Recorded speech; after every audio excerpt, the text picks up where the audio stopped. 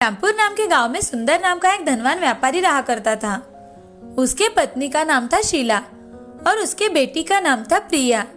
प्रिया दिखने में जितनी सुंदर थी उतनी ही स्वभाव से अच्छी थी। प्रिया के सहेली का नाम था सुहानी। सुहानी माली की बेटी थी। वो बहुत ही मेहनती लड़की थी। दिन भर दोनों सहेलियां एक साथ ही वक्त बिताया करती थी, एक साथ खेला करती थी। एक दिन सुहानी की तबीयत अचानक से खराब होने के कारण वो स्कूल में नहीं गई। इसीलिए प्रिया भी स्कूल में नहीं जाना चाहती थी। प्रिया मन ही मन अपने माँ पिताजी से झूठ बोलने का सोचती है। वह झूठ मूठ का पेट दर्द का नाटक करने लगती है। प्रिया अपनी माँ शीला से, माँ, मेरे पेट में बहुत दर्द हो रहा है। क्या हुआ मेरी बच्ची को? पेट में ऐसे अचानक से दर्द कैसे शुरू हो गया? चलो तुम्हें अस्पताल लेकर जाती हूँ। नहीं माँ, मुझे स्कूल में जाना है। अस्पताल में बाद में जाएंगे। आज तुम स्कूल में मत जाओ, घर पर ही थोड़ा आराम कर लो। ठीक है माँ। प्रिया तुम आराम करो, मैं तुम्हारे लिए सूप और दवाई लेकर आती हूँ। जी माँ। ऐसा कहकर शीला प्रिया के लिए सूप लेने चली जाती है। तभी प्रिया अपने आप से, मैंने आज मेरी माँ से झूठ बोलकर अच्छा नहीं किया, मगर इस झूठ से मुझे कितनी खुशी मिली है। मुझे आज पूरा दिन आराम करने को मिला, ऊपर से पढ़ाई का टेंशन भी नहीं। ऐसा सोचकर प्रिया पूरा दिन आराम करती है। उस दिन से प्रिया को जैसे झूठ बोलने की आदत पड़ गई। वो हमेशा झूठ बोला करती थी। उसके झूठ के कारण बहुत लोगों को तकलीफ हुआ करती थी, मगर उसे कोई फर्क नहीं पड़ता था। एक दिन प्रिया गार्डन में घूम रही थी, तभी उसका पैर कीचड़ में चला गया। तो प्रिया माली से, तुम्हें दिखाई नहीं देता? यहाँ कीचड़ जमा हुआ है, पहले इसे साफ करो। तुम तो कुछ काम के ही नहीं हो। ऐसा कहकर प्रिया गुस्से से अपने पिताजी के पास चली जाती है और सुंदर से, पिताजी देखिए तो, इस माली ने गार्डन में कितनी गंदगी फैला कर रखी है। बेटी, माली चाचा हमारे बहुत पुराने और बहुत वफादार है। उनके वजह से ही तो हमारी बाग इतनी अच्छी रहती है। ये आज से यहाँ काम नहीं करेंगे, इन्हें निकाल दीजिए पिताजी।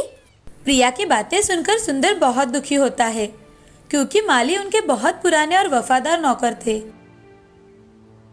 तभी सुंदर माली से, माली चाचा, आज से आप हमारे खेतों का काम देख लीजिए, बाग का काम कोई और देख लेगा। जैसा आप कहे मालिक। ऐसा कहकर माली वहां से चला जाता है। प्रिया उसके स्वभाव के विपरीत ही वर्तन किया करती थी। जैसे जैसे प्रिया बढ़ने लगी, वैसे वैसे उसके झूठ बोलने की आदत भी बढ़ती गई। उसे हमेशा से लगता था कि वो झूठ बोलने के कारण ही उसकी सारी इच्छाएं पूरी हो जाती है। एक दिन सुंदर को प्रिया हमेशा दूसरों से झूठ बोलती है, ये बात पता चलती है। ये सुन सुंदर और शीला बहुत दुखी हो जाते हैं। सुंदर शीला से, शीला, प्रिया ऐसे ही हमेशा झूठ बोलती रही तो उसका क्या होगा? ये इतना बड़ा कारोबार कैसे संभाल पाएगी? जी, मुझे भी यही चिंता खाए जा रही है। शीला, मुझे लगता है हमें प्रिया को थोड़ा समय देना चाहिए। क्या पता इस थोड़े समय में उसके स्वभाव में बदलाव आ जाए। हाँ, ये आपका अच्छा विचार है, हम ऐसा ही करेंगे। ऐसा कहकर शीला और सुंदर प्रिया को थोड़ा समय देने का सोचते हैं। ऐसे ही कुछ वक्त बीत जाता है, मगर प्रिया के स्वभाव में थोड़ा भी परिवर्तन नहीं आता। ये देख सुंदर चिंतित रहने लगता है। तभी वो एक फैसला लेता है और अपने खास आदमियों को बुलाकर उनसे, मेरे साथियों, मेरा कारोबार बहुत बड़ा है, ये सब आप जानते हैं, और मुझे अब ये संभालने के लिए कोई नौजवान चाहिए, और मैं ये चाहता हूँ कि वो नौजवान आप में से ही हो। सेठ जी, आपका इतना बड़ा कारोबार संभालने के लिए आपकी बेटी तो है ना? वो तो है ही, मगर हमारी बेटी की तो हमें शादी भी करनी है। जो कोई काबिल इंसान होगा वो इस संपत्ति का समान हिस्सेदार होगा, और उसी से हमारी बेटी शादी करेगी। मगर सेठ जी, आपका दामाद होने के लिए लड़के में क्या गुण होने चाहिए? लड़का नेक दिल और ईमानदार होना चाहिए, और वो सच्चाई की राह पर भी चलने वाला चाहिए।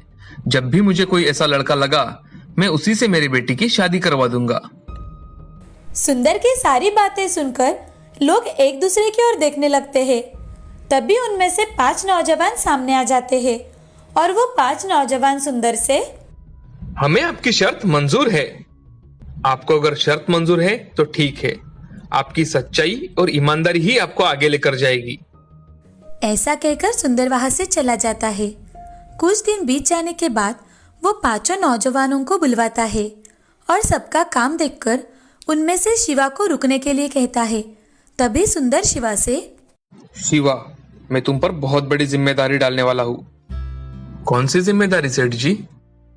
शिवा, मेरी बेटी प्रिया बहुत ही अच्छी और साफ दिल की है, मगर उसे बचपन से ही झूठ बोलने की आदत है। अगर तुम उसकी ये आदत छुड़ा सके तो मैं तुरंत तुम्हारी शादी प्रिया से कर दूंगा। सेठ जी, मैं प्रिया की झूठ बोलने की आदत कैसे छुड़ा पाऊंगा? मुझे तो कुछ समझ में नहीं आ रहा। शिवा, ये कार्य तुम एक चुनौती समझ कर ले लो। सेठ जी, मुझे सोचने के लिए एक दिन का वक्त दीजिए। ठीक है शिवा, मैं तुम्हें एक दिन का समय देता हूँ। धन्यवाद सेठ जी। शिवा पैसों से गरीब था, लेकिन बहुत ही ज्यादा होशियार था। उसकी होशियारी और सूझबूझ की वजह से ही उसे एक बड़ा स्थान मिला था। सेठ जी की सारी बातें सोचते सोचते शिवा घर की ओर जाता है। तभी उसे रास्ते में एक साधु बाबा पेड़ के नीचे बैठे दिखाई देते हैं।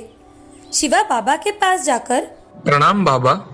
कल्याण भववत्स, तुम चिंता में दिखाई दे रहे हो, कोई समस्या है? बाबा, मैं यहाँ एक बड़े सेठ जी के यहाँ काम करता हूँ। उन्होंने लोगों की काबिलियत पर ही उन्हें काम दिया है और अब सेठ जी चाहते हैं कि उनकी बेटी की शादी हो जाए, लेकिन उनको लड़का सच्चाई की राह पर चलने वाला चाहिए। तो फिर समस्या क्या है वत्स? बाबा, सेठ जी की लड़की बचपन से ही झूठ बोलती है और उसकी ये आदत जो नौजवान छुड़वाएगा उससे ही सेठ जी अपनी लड़की की शादी करवा देंगे। साधु बाबा अपनी आंखें बंद करके मंत्र का पठन करते हैं और थोड़ी ही देर बाद आंख खुलते हैं। वो शिवा से, शिवा, ये लो, ये सच्चाई के झरने का जल है। ये जल बहुत ही अद्भुत है। ये जल तुम सेठ जी की लड़की को पिलाओ, वो आजीवन कभी भी झूठ नहीं बोलेगी। धन्यवाद बाबा। साधु बाबा शिवा के हाथों में कमंडलू रख देते हैं। शिवा साधु बाबा का आशीर्वाद लेकर वहां से चला जाता है। अगले ही दिन शिवा सुंदर सेठ जी के यहाँ जाता है और सेठ जी से, सेठ जी, मुझे प्रिया से बात करनी है। ठीक है शिवा, तुम जाओ और प्रिया से मिलकर आओ। प्रिया अपने कमरे में बैठी होती है। तभी शिवा उसके पास जाकर, प्रिया जी नमस्ते, मैं शिवा हूँ, मुझे आपसे कुछ बात करनी है। हाँ कहिए। आपके पिताजी ने मुझे बताया कि आप हमेशा झूठ बोलती हैं, क्या ये सच है? नहीं, मैं कभी भी झूठ नहीं बोलती। प्रिया जी, आप तो अभी भी झूठ बोल रही है। एक झूठ छुपाने के लिए इंसान को बहुत झूठ बोलने पड़ते हैं। शिवा प्रिया को सच्चाई के झरने का जल देता है और उनसे, अच्छा प्रिया जी, अगर मैंने दिया हुआ जल अगर आपने पी लिया तो आप आजीवन झूठ नहीं बोल सकती। ऐसा कभी होता है क्या? यह सब झूठ होता है। नहीं, ये बिल्कुल सच है। आप इसे पीकर देखिए। अच्छा ठीक है। ऐसा कहकर प्रिया सच्चाई के झरने का जल पी लेती है और शिवा से, देखो कुछ हुआ है क्या? मैं कभी भी झूठ नहीं बोलती। शिवा प्रिया की बातें सुन अचरज में पड़ जाता है और प्रिया से, आपने बचपन में कब कब झूठ बोला है? हाँ, मैं हमेशा झूठ बोलती थी, मगर आज से बिल्कुल झूठ नहीं बोलूंगी। ऐसा कहते ही शिवा बहुत खुश हो जाता है और सेठ जी से आकर, सेठ जी, आज से प्रिया जिंदगी भर कभी भी झूठ नहीं बोलेगी। अरे ऐसा क्या हुआ कि मेरी बेटी तुमसे बात करने के बाद झूठ नहीं बोलेगी? शिवा सुंदर जी को सारी सच्चाई बताता है। यह सुन सुंदर को बड़ा ही आश्चर्य हो जाता है। वो बहुत खुश होता है। तभी सुंदर शिवा से, सच में शिवा, तुमने बहुत बड़ा कार्य करके दिखाया है, मैं बहुत खुश हूँ। और सुंदर शिवा को गले लगा लेता है और उसका दिल से धन्यवाद भी देता है। कुछ ही दिनों बाद सुंदर अपने कहे अनुसार शिवा और प्रिया की शादी बड़े धूमधाम से कर देता है।